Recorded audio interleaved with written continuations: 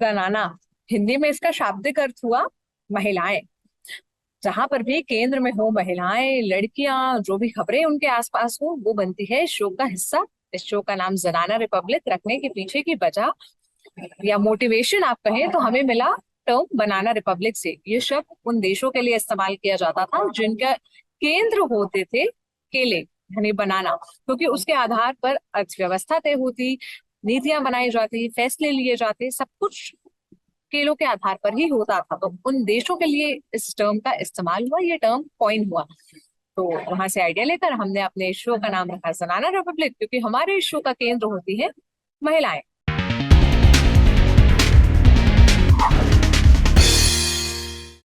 नमस्ते, मेरा नाम सोनल है और आपका बहुत बहुत स्वागत है जनाना रिपब्लिक के 10वें एपिसोड में। और आज इस एपिसोड में मेरे साथ जो पैनलिस्ट हैं, जो गेस्ट हैं, उनका नाम है शारदा उगरे। जिनको पता है वो शारदा से बहुत अच्छे से परिचित होंगे, जिन्हें नहीं पता उनके लिए बता दो कि शारदा बहुत रिनाउंड स्पोर्ट्स जर्नलिस्ट है। 25 सालों का इनका अनुभव रहा है। Mid day, the Hindu, India today, ESPN cric info, इन सारे संस्थानों के साथ शारदा काम कर चुकी है। और इन संस्थानों से ज्यादा शारदा का काम as a commentator, as a sports journalist, उनके बहुत सारे आर्टिकल्स लोगों के बीच फेमस है। और इनको कहा जाता है one of the most trust वर्दी पर्सन इन स्पोर्ट्स, क्योंकि ये ऐसे मुद्दे उठाती हैं, ये ऐसी बातों पर अपनी बहुत बेबाक राय लिखती हैं जिस पर अमूमन लोग लिखने से, बोलने से थोड़ा सा बचते हैं। तो आज बात होगी कॉमनवेल्थ की, स्पोर्ट्स के फील्ड में महिलाओं की क्या चैलेंजेस हैं, क्या प्रॉब्लम्स को फेस करती हैं, क्या किया जाना चाहिए, शारदा का क्या ओपिनियन है इन सब को लेकर, इस पर हम विस्तार से चर्चा करेंगे। बहुत बहुत स्वागत है शारदा आपका जनाना रिपब्लिक के इस एपिसोड में। सबसे पहला सवाल तो मेरा यही है, मैं आपके बारे में पूछूंगी, फिर टॉपिक पर बाद में आऊंगी, कि हाँ। आपने कैसे स्पोर्ट्स जर्नलिज्म में करियर बनाने का सोचा और उस टाइम पे क्या माहौल था, क्योंकि अभी भी मैं देखती हूँ बहुत कम फीमेल स्पोर्ट्स जर्नलिस्ट हैं। हेलो सोनम, बहुत शुक्रिया। मुझे आपके जबरदस्त जो टाइटल है आपकी प्रोग्राम में मुझे बहुत पसंद है, जनाना रिपब्लिक। मैंने स्पोर्ट्स जर्नलिज्म इसलिए शुरू किया कि मुझे खेल कूद में बहुत दिलचस्पी थी। मैं खेलती थी बट बहुत खराब एथलीट थी मैं। और लेकिन पढ़ती थी, देखती थी, फॉलो करती थी, और मुझे लिखने का भी बहुत शौक है, शौक था। मैंने सोचा कि मैं कुछ जर्नलिज्म तो जरूर, मैं पत्रकारिता जरूर जरूर ज्वाइन करके कुछ तो करूंगी उसमें। और मुझे जब चांस मिला था मिड डे न्यूज़पेपर में काम करने के लिए, तो वो बिल्कुल बहुत बड़ा ब्रेक था मेरे लिए। और उसको मेरे उसके बाद से मैंने चांस छोड़ी नहीं है। और जो मिड डे था वो तो बहुत ही अच्छा ऑर्गेनाइजेशन था। सबसे पहले जिन्होंने मुझे हायर किया, कोई लड़कियां तो थी नहीं उस टाइम, प्रेस बॉक्स में मुझे तो मिली नहीं। एक दो के नाम थोड़ी देर बाद सुनाई दिए, फिर 2-3 साल बाद और लड़कियां आई। और अगर मैं आपको अब बताऊं कि कितनी लड़कियां स्पोर्ट्स में, स्पोर्ट्स जर्नलिज्म में काम करती हैं, मेरे ख्याल से हमने एक रफ जैसा ऑडिट किया था। हम है, थोड़ा ग्रुप है हमारा, व्हाट्सएप ग्रुप नहीं है, लेकिन वी नो, हम जानते हैं कि और कौन है विमेन स्पोर्ट्स रिपोर्टर्स पूरी कंट्री में। हम उनके नाम जानते हैं, उनकी बायलाइन पढ़ते हैं।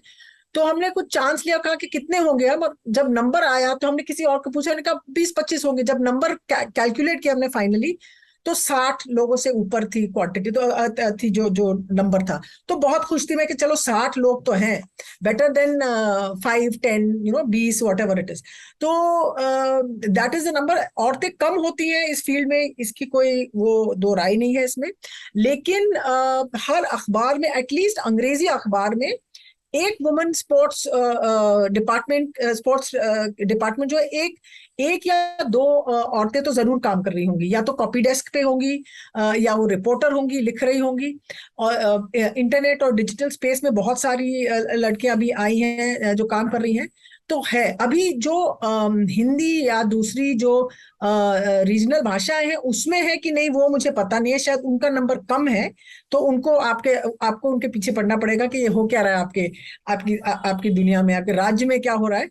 लेकिन है, उनका नंबर है, दिखती हैं। डिजिटल स्पेस पे बहुत सारी हो गई हैं विमेन रिपोर्टर्स, तो वो देख के बहुत खुशी होती है मुझे। हमारे यहाँ पे दो लड़कियां हैं, और जैसे ही कल जाकर मैंने उन्हें बताया कि मैं शारदा जी से बात करने वाली हूँ जलाना रिपब्लिक से, दे वर सो हैप्पी। था क्या सवाल पूछोगी, क्या क्या क्वेश्चंस होंगे। उनको तो मेरा वो इतना सलाम। इंटरेस्टेड हाँ, थी। उनको मेरा सलाम, मेरे जो कौम है ये, उनको मेरा सलाम जरूर कहिएगा कि मैंने उनको गरिमा स्पेशली और उनको लिखा है। निहारिका नाम है। मैं जरूर ओके, उनकी कॉपीज या उनके वीडियोस आपको भेजूंगी। जरूर। इस पूरे हफ्ते जब मैंने अखबार देखे तो रोज कोई ना कोई लड़की ना एकदम फ्रंट पेज पे होती थी और उसके स्ट्रगल की कहानी सामने होती थी कि CWG में इसने मेडल जीता, इसने गोल्ड जीता, इसने सिल्वर जीता। हॉकी टीम की लड़कियां हो, हरमनप्रीत का बयान हो, बहुत सारी लड़कियां दिखी। लेकिन इन लड़कियों के लिए इंडिया में क्या फैसिलिटीज है, साई ग्राउंड पर इनके लिए कितना स्पेसिफिकली लड़कियों के लिए काम करता है। और एक वो कहते हैं ना, अंग्रेजी में शब्द है पुअर्टी पॉर्न, कि हम गरीबी दिखाकर, उनकी समस्याएं दिखाकर बड़ा बेचते हैं कि देखो इस हम्म। इससे निकल कर भी इन्होंने किया। But what we are doing, हम कहाँ हैं आज, कहाँ खड़े हैं। जो आप कह रही हैं पॉवर्टी पॉर्न के बारे में, ये मेरे ख्याल से सबसे पहली बार स्पोर्ट्स जर्नलिज्म की तरफ आपने जो ध्यान दिया है कि आप उस चीज पे पॉइंट करती हैं। और ऐसा कभी कभी कहा जाता है अखबारों में कि यार ममता स्टोरी निकालो, ममता स्टोरी। तो ये ममता स्टोरी जो आती है, आप देखती हैं जब लड़कियां सक्सीड करती हैं, वो कहानी एक तरह से बदली है और एक तरह से बदली भी नहीं है, क्योंकि बदली इस उससे है कि जो आप विमेन आर विजिबल, आपको दिखती है वो स्पोर्ट्स फील्ड में, अखबारों में, सक्सेस में, अपना जो रेसलिंग का यूनिफॉर्म है वो पहन के, स्विमिंग ड्रेस, जिम्नास्टिक्स ड्रेस, वो बहुत बड़ी चीज है कि जो दूसरी लड़कियां हैं, जो नेक्स्ट जनरेशन की लड़कियां हैं, उन्हें अपने जो रोल मॉडल्स दिख रही हैं। ये नहीं कि कोई दिखती नहीं है। अब आप सोनल, ये सुन के आप बहुत सरप्राइज होंगी कि 2000 के पहले हमारे जो ओलंपिक कंटिंजेंट जाते थे उसमें लड़कियों की तादाद बिल्कुल 5, 4, 6, सिर्फ मॉस्को ओलंपिक्स में जब हॉकी टीम गई थी तो 16 थी लड़कियां। और जो 6 ओलंपिक्स हुए हैं, मैंने इसके बारे में थोड़ा कुछ लिखा है तो कल छपेगा। उसमें जो थी विमेन्स 6 ओलंपिक्स में, तो 3 में तो 1950s और 60s के, 1980 से लेके 1952 से 1952 से लेकर 1980 तक 3 ओलंपिक्स में लड़कियां तो गई नहीं कंपीट करने। तो आप सोचिए कि उस टाइम से लेके अब आधा, ऑलमोस्ट आधा कंटिजेंट विमेन एथलीट्स का होता है, तो उससे बहुत फर्क पड़ता है। तो उस हिसाब से हर स्पोर्ट में हमको लड़कियां दिख रही हैं। ये सिर्फ नहीं कि टेनिस खेले या बैडमिंटन खेले, वो जो कॉम्बैट स्पोर्ट्स जिसको कहते हैं, very physical sports, wrestling, boxing, weight lifting, उसमें भी लड़कियां दिख रही हैं। कि इन लड़कियों ने जो इन लड़कियों ने या उनके जो माता पिता हैं, परिवार ने जो जो जिसको कहते हैं, जो जंग लड़ी होगी कि इनको यहाँ तक आप पहुंचाएं, वो तो है ही है। हमको सुनाई देती है आप जैसे, और वो कहानी फिर भी सुनाई देती रिपीटेडली। हाँ, लेकिन उनके आसपास जो माहौल है वो लड़कियों की तरह, लड़कियों के उसमें लड़कियों के टर्म्स में बदला है या नहीं, वो तो हम कह नहीं सकते। तो मैं एक लड़की है रजनी, जो हॉकी सविता पुनिया के साथ वो सेकंड गोलकीपर थी, या शायद वो टोक्यो में थी एज एज बैकअप गोलकीपर और not, I think so she was there. मैंने उससे बात की थी यहाँ बैंगलोर में। तो मैं रजनी, और वो आंध्र प्रदेश की लड़की है, तो मैं उससे पूछ रही थी कि क्या है ये लड़कियों का स्पोर्ट्स, जब लड़कियां स्पोर्ट्स खेलती हैं आपके गांव में या शहर में, क्या रिस्पॉन्स होता है कि लड़कियों को नहीं खेलना चाहिए। उन्होंने कहा नहीं, हमारे यहाँ ऐसा नहीं होता कि लड़कियों को नहीं खेलना चाहिए। तो जो भारत में, जो हम जानते हैं कौन से राज्य है जिसमें लोग कहेंगे कि अरे ये लड़कियां क्यों खेल रही हैं, और अभी भी कहेंगे। ये नहीं कि आपने देखा है कि गीता फोगट ने हरियाणा में औरतों की तरफ जो एटीट्यूड है वो चेंज नहीं होता है, चेंज नहीं हुआ क्योंकि उनके यहाँ इतने सारे एथलीट्स आते हैं और पूरा जैसे बदल हिंदुस्तान मेरा देश बदल रहा है, वो नहीं हुआ। वो तो बात फिर भी है ही है जैसे है। लेकिन इन जो रोल मॉडल्स की आप तस्वीरें देखती हैं या फोटोज देखती हैं, उनकी कहानियां पढ़ती हैं, तो जो जो उनके जो जनरेशन बाद में हैं, वो कहते हैं हम क्यों नहीं कर सकते, हम ये क्यों नहीं कर सकते, ये हमारी भी तो वो है, ये कर सकती हैं बिल्कुल, हमारी जैसे लड़की है तो हम क्यों नहीं कर सकते। तो वो जो पहले होती थी थोड़ी जो झिझक शायद हो लड़कियों में कि वो शायद अलाउ करेंगे नहीं अलाउ करेंगे, वो झिझक मेरे ख्याल से 20th सेंचुरी में, 21st सेंचुरी में तो लड़कियों से निकल गई है ऑलमोस्ट ऑलमोस्ट। उनको जो जो काफी सारी जो छोटे शहरों की लड़कियां हैं, उनको तो जरूर होगा, कुछ डाउट होगा, परेशानी होगी, लेकिन ऑलवेज उनके आसपास कोई है जो कहेगा देखो ये है, ये कर सकते हैं आप, डरना नहीं है, डरना नहीं है इन चीजों से। तो वो बहुत बहुत बहुत बड़ा चेंज हुआ है। तो मेरे ख्याल से जो साई का सिस्टम है, जैसा भी सिस्टम है, जैसा भी आप कहें, साई को बहुत गालियां मैंने भी दी हैं, लेकिन जो उन्होंने स्पोर्ट्स के कैंप्स और जो उनके सेंटर्स लगे हैं पूरे अक्रॉस द कंट्री, एक चीज ये भी हुई है कि ओलंपिक स्पोर्ट्स में कहते हैं that equal participation of men and women का जो रूल बना है, we have to balance it out. तो आप उसको फॉलो करने के लिए तो आप करेंगे, लेकिन आप लड़कियों को लाएंगे। अब उसके बाद आप उनको कैसे ट्रीट करें, कैंप्स में जो आप कहानियां पढ़ते हैं, काफी खौफनाक कहानियां होती है कि लड़कियों के साथ कैसे ट्रीटमेंट होता है, वो तो चेंज नहीं हुआ है, लेकिन आप you will allow them access, and access is the first step to something like this, कि आपने उनको कहा कि यस आप खेल सकते हो, ये जगह आपके लिए है। अब उसके बाद आपके कोचेस या जैसे भी निकले वो एक दूसरी कहानी है, बट एक्सेस बहुत बढ़ गया है। और जैसे हर स्पोर्ट में, जो ओलंपिक स्पोर्ट में तो रूल है कि you have to have equal women participants. हाँ, कि अगर आपकी मेंस की टीम होगी तो वुमेन्स की भी होनी चाहिए। और आप एक स्पोर्ट में वो स्पोर्ट में पार्टिसिपेट नहीं कर सकते if you don't have, like you can not compete in male boxing if you don't have a women's team. Iran और सऊदी अरेबिया से भी कहा गया है ये सब चीजें, और उनको करना पड़ा है ओलंपिक्स में, क्योंकि ओलंपिक्स तो सबसे बड़ा वो है मेला खेलकूद के लिए, तो खेलकूद एवरीवन का। Wants to be there, you know. अभी मैं जस्ट बातचीत शुरू करने से पहले जरा सा उन लड़कियों के बारे में पढ़ रही थी जो हेडलाइंस में आई। तो जो लॉन बॉल टीम थी उसके बारे में मुझे पता चला कि उसमें एक पीई टीचर थी, एक फॉरेस्ट ऑफिसर, एक पुलिस वुमेन और एक डिस्ट्रिक्ट स्पोर्ट्स ऑफिसर थी। मतलब चारों कहीं ना कहीं काम कर रही हैं। फिर मैंने अपने स्पोर्ट्स वाले साथियों से बात की तो उन्होंने कहा कि ऑस्ट्रेलिया जैसी कंट्रीज फिर भी स्कॉलरशिप देती हैं, बहुत हम्म प्रमोट करती हैं स्पोर्ट्स को। ये हम्म हमारे यहाँ ये सब कोई स्पेसिफिक सिस्टम नहीं है। हम्म। लड़कियों के लिए तो क्या, मेल के लिए भी ऐसा कुछ खास है नहीं। हाँ लेकिन फिर भी चलो, जब कोई मेल स्पोर्ट्स में हो तो सोसाइटी का सपोर्ट होता है, लड़कियों के प्रति तो वो भी रेजिस्टेंस है। हाँ हाँ। इससे जुड़े मतलब कोई चेंज हो रहा है, कहीं काम भी हो रहा है? जो जो मैं कहती हूँ, जो आप कह रही है कि वो स्पोर्ट्स स्कॉलरशिप वगैरह, तो इंडिया में जो आजादी के बाद से जो ओलंपिक स्पोर्ट्स जो है उसमें जो सरकार ने जो किया है, जो भी सरकार हो जो किया है, वो बहुत बड़ी चीज है। क्योंकि अगर वो नहीं होता 1950s या 60s में, तो हमारा ओलंपिक स्पोर्ट होता ही नहीं। हाँ, क्योंकि उन्होंने नौकरियां दी हैं बैंक्स में, वो नौकरियां अब कम हो रही हैं, लेकिन 70s 80s के तक banks, petroleum companies, airlines, railways, उन सब में नौकरियां दी थी कि हम स्पोर्ट्स कोटा कराएंगे, हम सब कंपटीशन कराएंगे। तो that is your form of the scholarship. और जो सबसे बड़ी समस्या मेरे हिसाब से इंडियन स्पोर्ट्स में है आज के वक्त, औरतों के टॉपिक, औरतों का जो सब्जेक्ट है उसमें इसके उनका ट्रीटमेंट कैसे होता है, उनके कोचेस से और उनके जो ऑफिशियल्स हैं उनसे कैसा ट्रीटमेंट होता है। आपने देखा 2-3 महीने पहले एक साइकिलिस्ट की स्टोरी आई थी एक कोच के बारे साई में। के कोच के बारे में कि, हाँ, और उसे छोड़कर आना पड़ा। सबसे ज्यादा गुस्सा मैंने वो स्टोरी जब कवर की, मुझे इसी बात पर आया, उसे वापस बुला लिया गया। लड़की को। जो हरासमेंट कर रहा है उस पर कोई एक्शन नहीं लोगे, आपने हाँ उसे वापस बुला के उसकी सेफ्टी। ये तो एग्जैक्टली वही लॉजिक है ना जो कहा जाता है कि रात के ना लड़कियां बाहर नहीं हाँ निकलनी चाहिए, उनके साथ गलत होगा। हाँ आप हाँ। यू विल नॉट इंश्योर कि उनको और सेफ्टी ये जो मिलेगी। कोच है, अब मुझे ये एक कहानी पता है, जो एक एथलेटिक्स का कोच होता होता था, जो हेप्टैथलन और हेप्टैथलन एथलेटिक्स का कोच होता था, उनके बारे में जो कहानियां सुनी गई हैं अपने विमेन एथलीट्स के बारे में, वो बहुत ही खराब थी स्टोरीज। लेकिन जब तक कंप्लेंट नहीं होती है तो कोई कुछ नहीं कर सकता। पहली बार ये जो साइकिलिंग की जो लड़की है जिसने अपना कंप्लेंट किया है, वो इतना गुस्सा हो गई होगी कि उसने सोचा मेरे से नहीं होगा। तो दिस इज द, तो आप क्या कर रहे हो आजकल कि आप देख रहे हो कि हम बॉक्स टिक कर रहे हैं कि हाँ हमारे गर्ल्स भी compete कर रही है, तो हमारे एक तीन लड़के जा रहे हैं तो 3 लड़कियां भी जा रही हैं।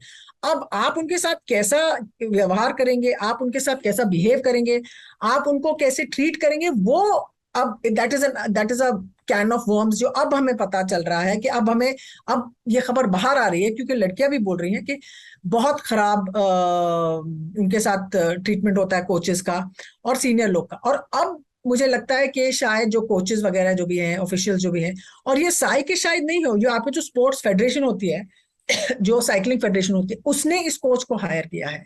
उसने कहा, लेकिन पहले तो कभी नहीं हुआ था ये। और ये करीब 10-15 साल पहले हुआ था कि विमेन्स हॉकी टीम ने कंप्लेन किया था, जब रानी अपना करियर शुरू कर रही थी, तब विमेन्स हॉकी टीम ने कंप्लेन किया था उनके कोच के बारे में। उनको तो बैन कर दिया, कोच को उस वक्त निकाल दिया विमेन्स टीम से। लेकिन जिस लड़की ने कंप्लेंट किया, जो कैप्टन थी उस टाइम, उसने कभी नहीं खेला इंडिया के लिए उसके बाद। आप देख लीजिए। तो ऐसा हुआ है उसके साथ। तो और वो कोच कहीं और खेल चले, वो आए हैं, यहाँ यहाँ फीचर किया, वहां फीचर किया, उनको इधर उधर शिफ्ट कर दिया थोड़ा, लेकिन वो he is back in the back in the scheme of things. तो ये जो चीजें होती हैं, ये एक बात है कि आप कोचेस के साथ ये होता है। जब आप फिर सक्सेसफुल हुए, आपको पैसा मिला, आपको मेडल्स मिले, फिर आपके ऊपर कंट्रोल करेगी आपकी फैमिली कि आप कहाँ जाए, किससे शादी करें, कैसा बिहेव करें, क्या करें। That control begins. और ये this is not talked about much, ये लोग ज्यादा उसके बारे में बात नहीं करते हैं, क्योंकि बहुत फेमस लोग भी ऐसा ऐसा ही कर रहे हैं। तो ये चीज के जो होती है ना, जो अंग्रेजी में एक वर्ड है एजेंसी, तो औरतों की जो एजेंसी होती है, और विमेन स्पोर्ट्स क्या, विमेन की जो एजेंसी होती है, वो बिल्कुल ऐसे कंट्रोल करने की तरह है, उसको बिल्कुल उसके कब्जे में रखने की तरह वो चीजें चलती रहती है। और वो जब तक वो कहानियां नहीं आएंगी, तब तक पब्लिक को लगेगा कि अरे ये तो बहुत अमीर है, अरे इसको इतने अवार्ड्स मिल गया, इसको ये हुआ वो हुआ।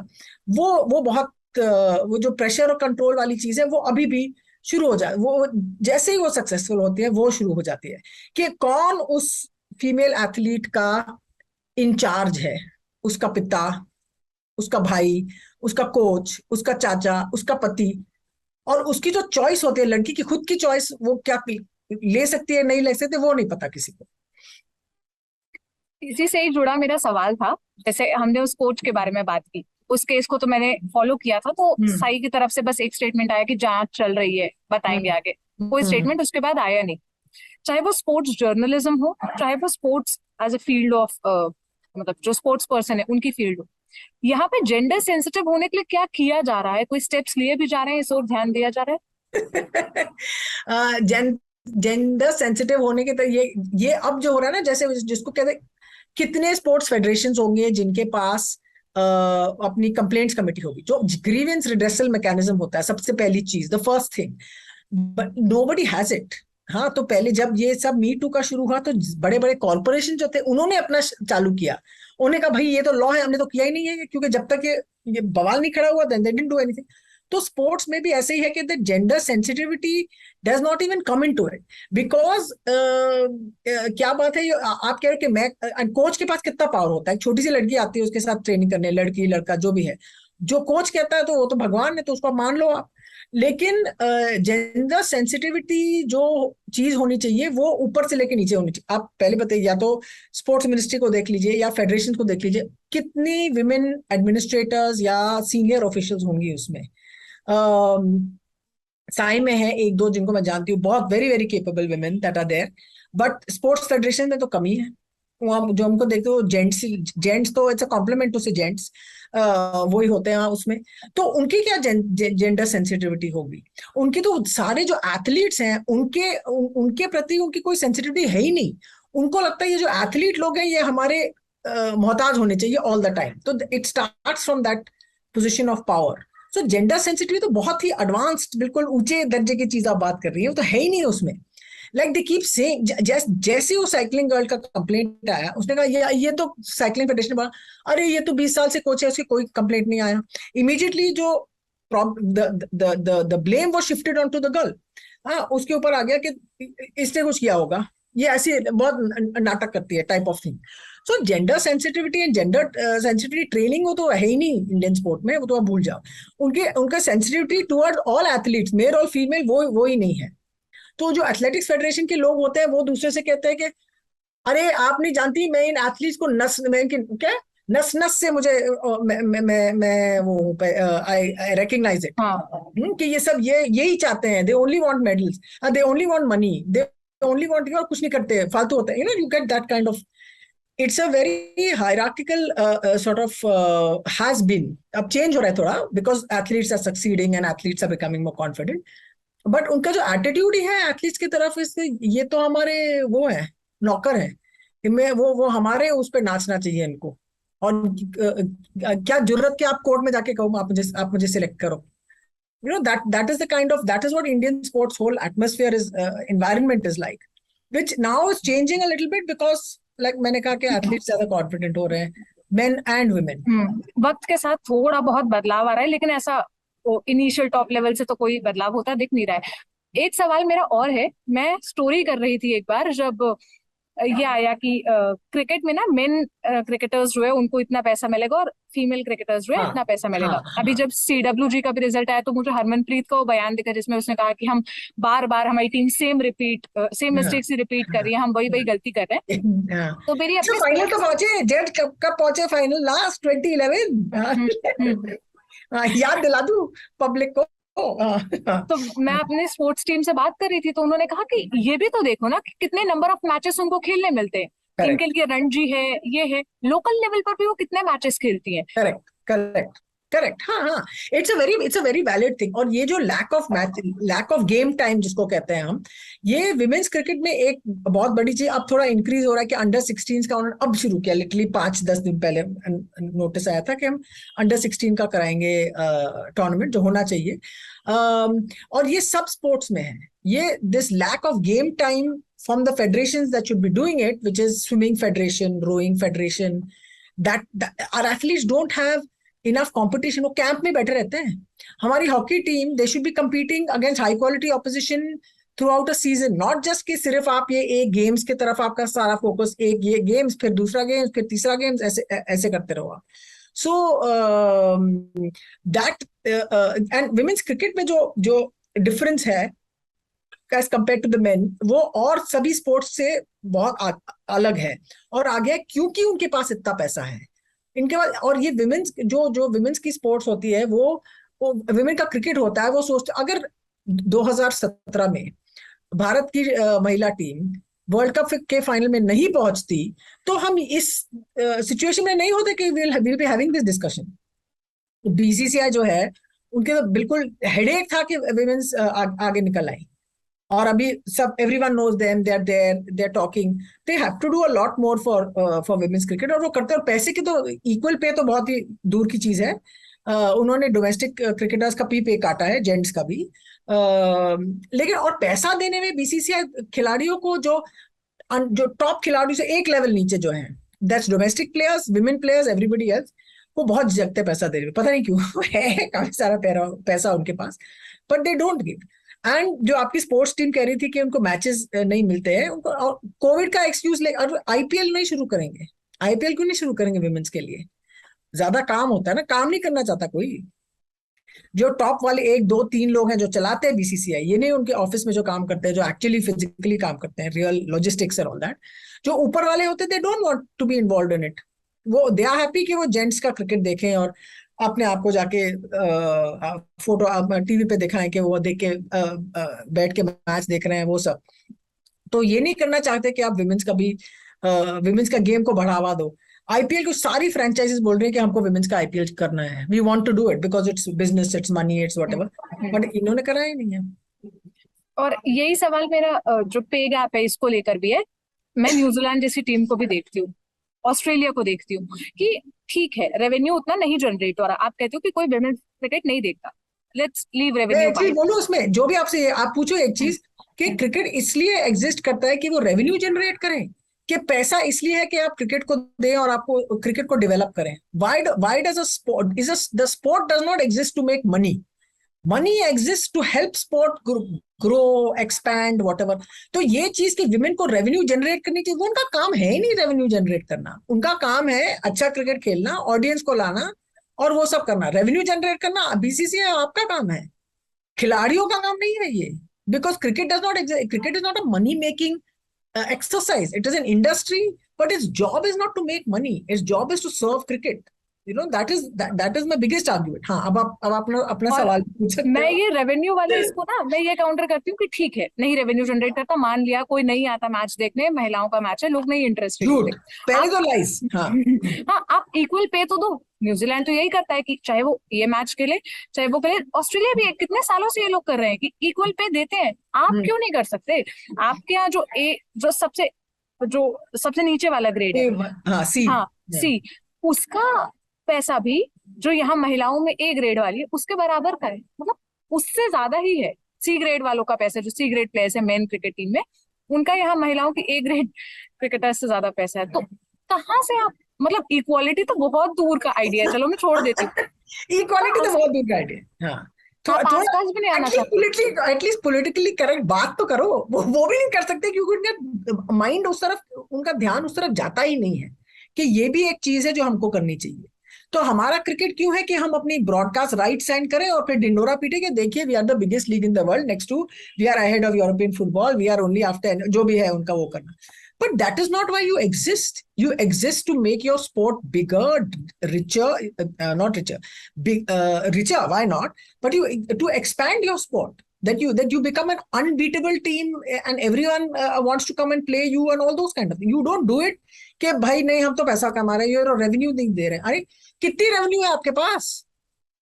आप सोच लो that you are just treat it like it's something that you have to deal with. अच्छा, एक और बहुत बहुत इंपॉर्टेंट चीज मैं कहना चाहती हूँ कि विमेन स्पोर्ट पे आप एडवर्टाइजिंग, इंडिपेंडेंट एडवर्टाइजिंग अगर आप करो तो उसके जो आपको मिलेगा response from the market, it's very different कि अगर आप दोनों को क्लब करो साथ में।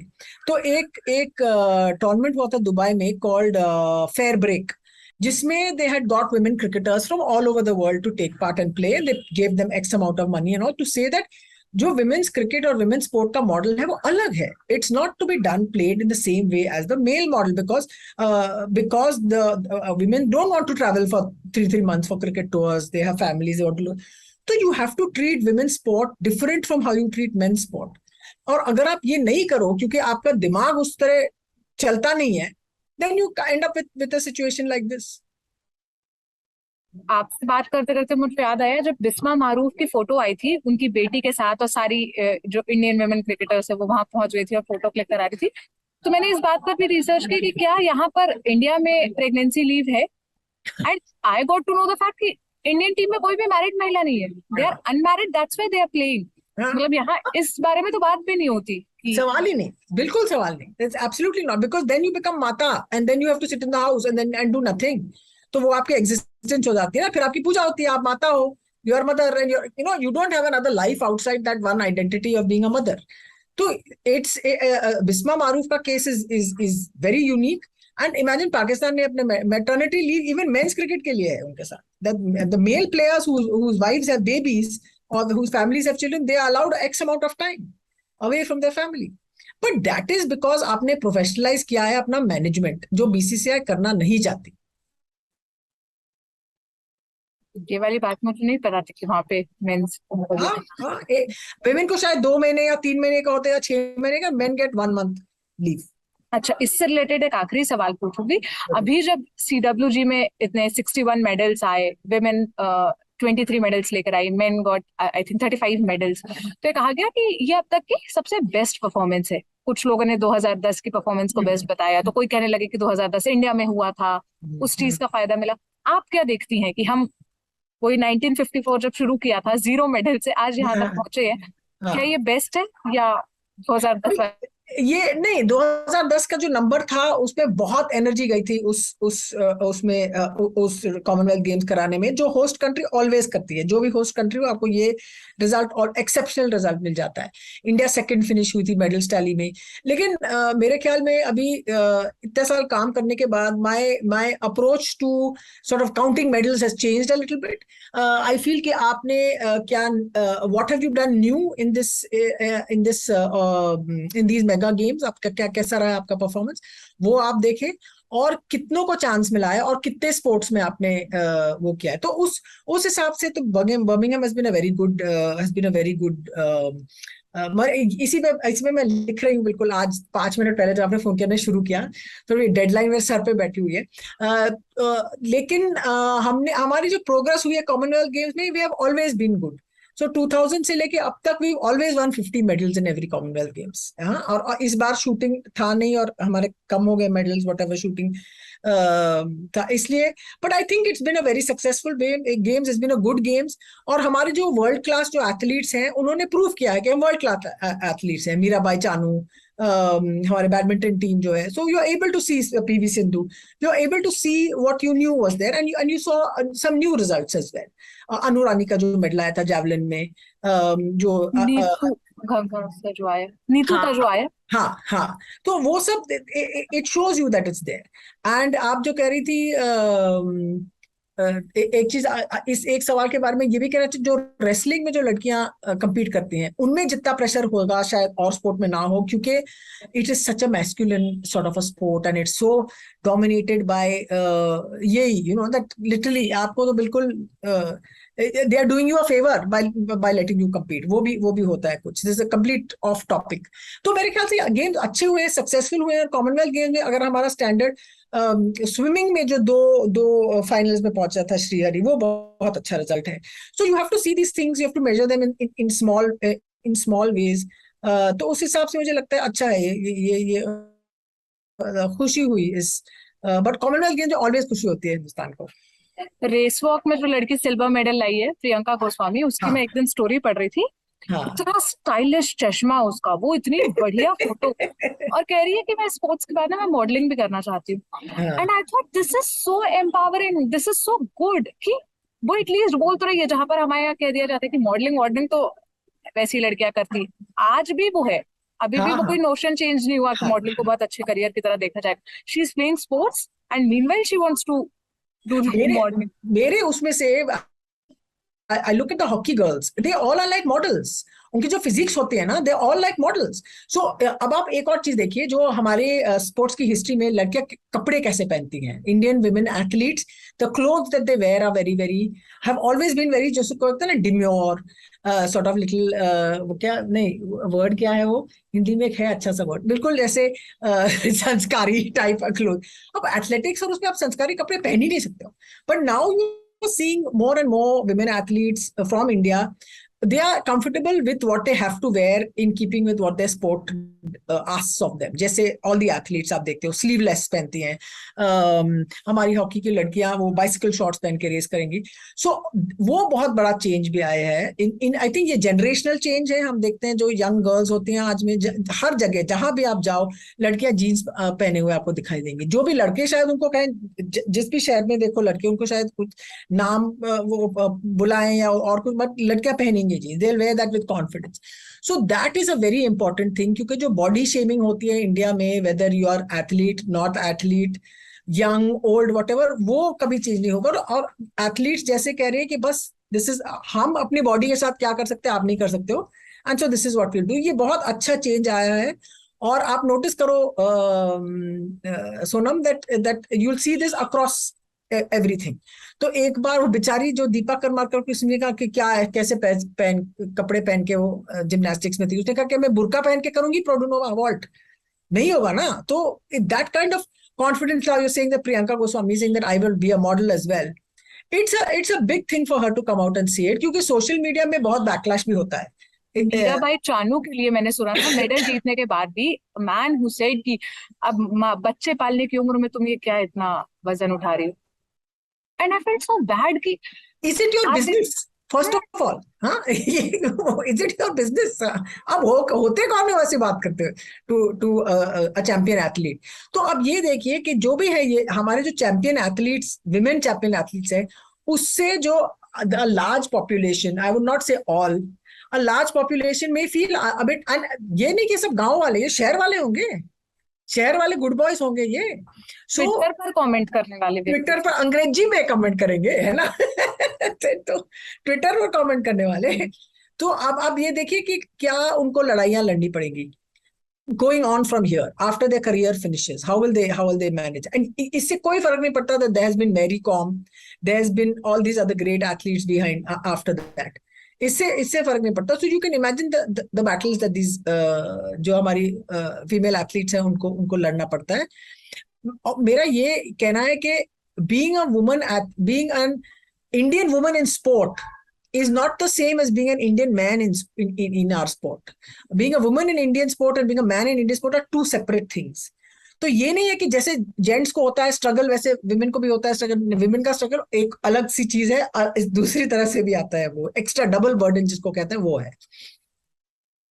मैं इस पॉइंट से आपसे फुल्ली अग्री करती हूँ। आखिरी सवाल बस यही पूछूंगी, हमने बहुत सारी प्रॉब्लम्स के बारे में बात की, हमने बहुत सारी ऐसी चीजों के बारे में बात की जो एग्जिस्ट करती है, जिस पर कोई बात नहीं करता। What should be done?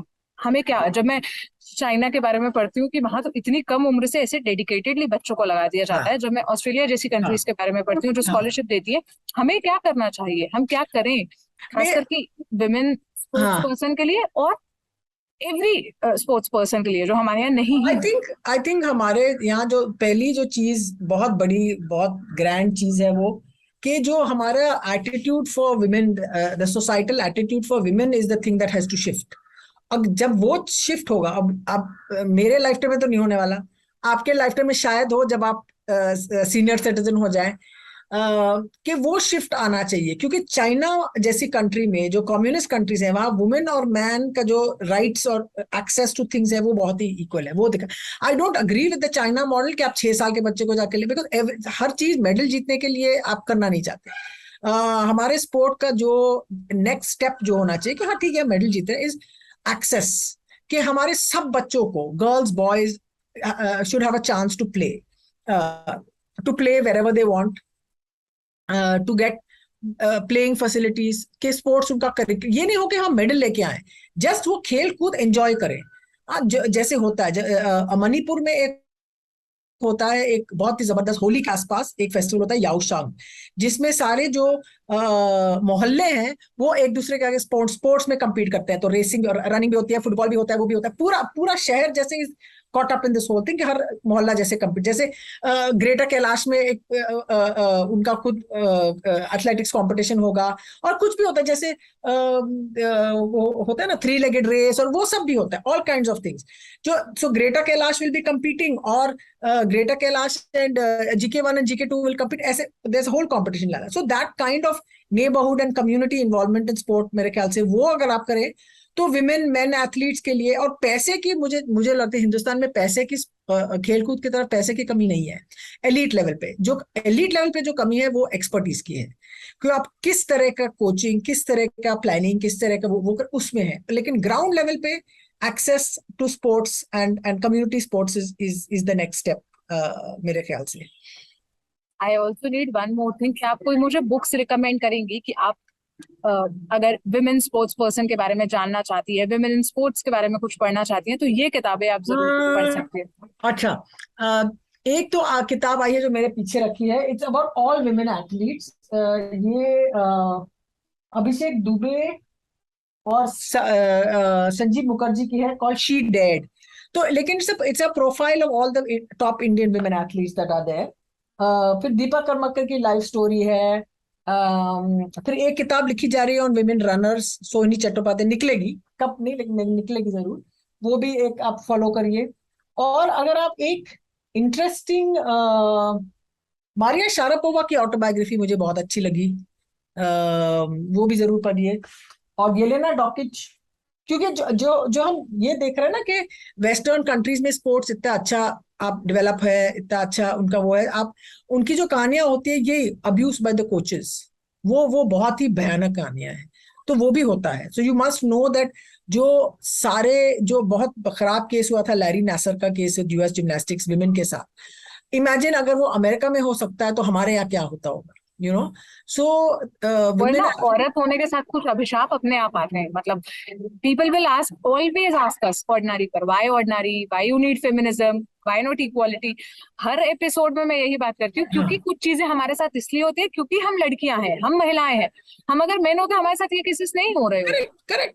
और मैं ये सबसे कहती हूँ कि इसके बारे में बात करना तो इट्स वेरी इंपॉर्टेंट, क्योंकि जो स्पोर्ट्स इंडस्ट्री है वो मेन से चली है, मेन चलाते हैं, मेन के जो सेलिब्रेट करते हैं, पैसा उन्हीं के पास है।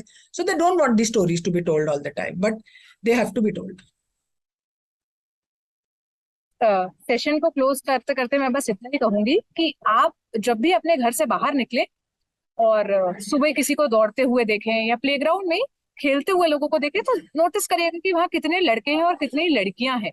आपको खुद ही पता चल जाएगा कि आज फिर मैं और शारदा बैठकर इस टॉपिक पर क्यों बात करें, इसकी जरूरत क्यों है, और क्यों इस और काम करने की जरूरत है, जो सजेशंस शारदा ने दिए। बहुत मजा आया आपसे बात करके। मैंने कहा अरे मुझे निकलना है, और टाइम ही खत्म हो गया, अब मैं निकल जाऊंगी, कोई बात नहीं है।